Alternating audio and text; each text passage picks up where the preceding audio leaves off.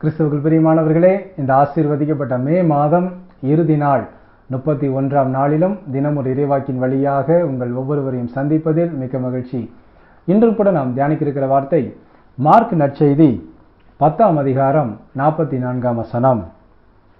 உங்களுள் முதன்மையானவராக இருக்க விரும்புகிறவர் அனைவருக்கும் பணியாளராக இருக்கட்டும். ஆமென். கிறிஸ்துவுக்குள் பிரியமானவர்களே, இன்றைய சூழ்நிலையில் படித்தவர்கள், படிக்காதவர்கள், ஏழை, பணக்காரர், உயர் அதிகாரிகள், அதற்கு கீழே வேலை பார்க்கிற நபர்கள் என்று பலவிதமான பிரிவுகளில் ஒவ்வொரு மனிதர்களும் தன்னுடைய வாழ்க்கை சூழலை அமைத்துக் கொள்கிறார்கள்.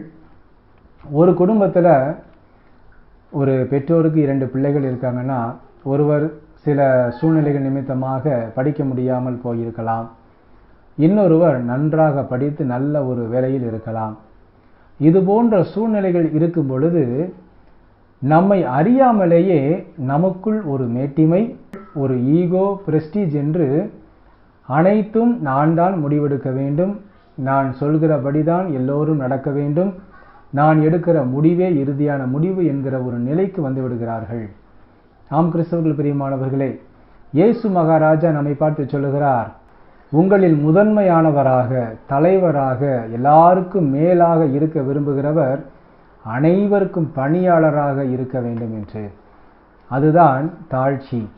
தன்னை தாழ்த்துகிறவன் உயர்த்தப்படுவான், தன்னை உயர்த்துகிறவன் தாழ்த்தப்படுவான்.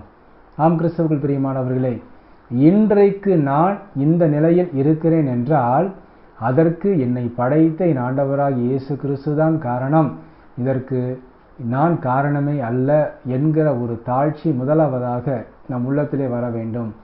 இரண்டாவது, நம்மை சுற்றி இருக்கிற, நமக்கு கீழே இருக்கிற அன்பு சகோதர சகோதரிகள், நண்பர்கள், உறவினர்களை நாம் எப்பொழுதும் ஒரே கண்ணோட்டத்தோடு பார்க்க வேண்டும், அவர்களை நடத்த வேண்டும், அவர்களுக்கு உரிய மரியாதையை நாம் கொடுக்க வேண்டும். அப்படியாக நாம் கொடுத்தால் மாத்திரமே நம்மை கடவுள் உயர்த்தின இடத்திலிருந்து இன்னும் அடுத்த கட்டத்துக்கு உயர்த்துவார். இல்லை என்றால் நாம் பழைய நிலைக்கு திரும்பக்கூடிய சூழ்நிலை உருவாகலாம். ஆம் கிறிஸ்துவுக்குள் பிரியமானவர்களே, எப்பொழுதும் நம்மை தாழ்த்தி அவருடைய பாதத்திலே சமர்ப்பித்து எல்லாவற்றிற்கும் என் தேவன்தான் காரணம் என்கிற நிலை நம் உள்ளத்திலே தங்கியிருக்க வேண்டும். அப்படி இருக்கும் பொழுது மாத்திரமே நம்முடைய உள்ளம் மேட்டிமை படாது, நமக்குள் எந்த ஈகோவும் வராது, நாம் எப்பொழுதும் எல்லோரையும் ஒரே கண்ணோட்டத்தோடு பார்ப்போம். ஆமென். இந்த வார்த்தையையும் கூட இந்த புதிய நாளிலே நம் உள்ளத்திலே பதிப்போம். ஒவ்வொரு நாளும் நமக்கு நிறைய வாய்ப்புகளை கடவுள் கொடுப்பார். உனக்கு கீழே இருக்கிற ஒரு நபரை கடவுள் நமக்கு அனுப்பி, ஒவ்வொரு நாளும் நாம் கடவுளின் பிள்ளைகள், நான் கடவுளுக்கு சாட்சி வாழ்க்கை தான் வாழ்கிறேன், எப்பொழுதும் என்னை தாழ்த்தி கடவுளை மாத்திரமே உயர்த்துவேன் என்கிற நிலையை நாம் மற்றவர்களிடம் காட்டுவதற்காகவே சில சூழ்நிலைகளை கடவுள் நமக்கு உருவாக்கி கொடுப்பார். சில நபர்களை, நமக்கு கீழே இருக்கிற நபர்களை நமக்கு அனுப்புவார்.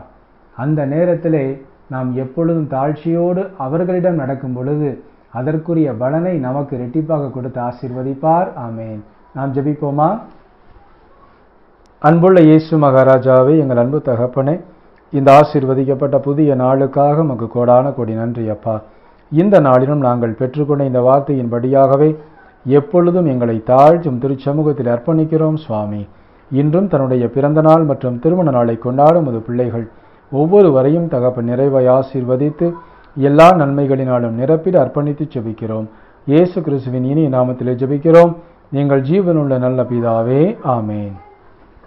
கிறிஸ்துவுக்குள் பிரியமானவர்களே, இந்த அருமையான நாளிலும் நாம் பெற்றுக்கொண்ட இந்த இறைவாக்கு நிச்சயமாகவே நம் உள்ளத்திலே ஒரு மாற்றத்தை கொடுக்கும் என்று நான் நம்புகிறேன். ஒவ்வொரு நாளும் நம்மை தாழ்த்துவோம். கடவுள் ஒவ்வொரு நாளும் அதற்குரிய பலனை கொடுத்து நம்மை இரட்டிப்பாக உயர்த்துவார். ஆமேன். God bless you.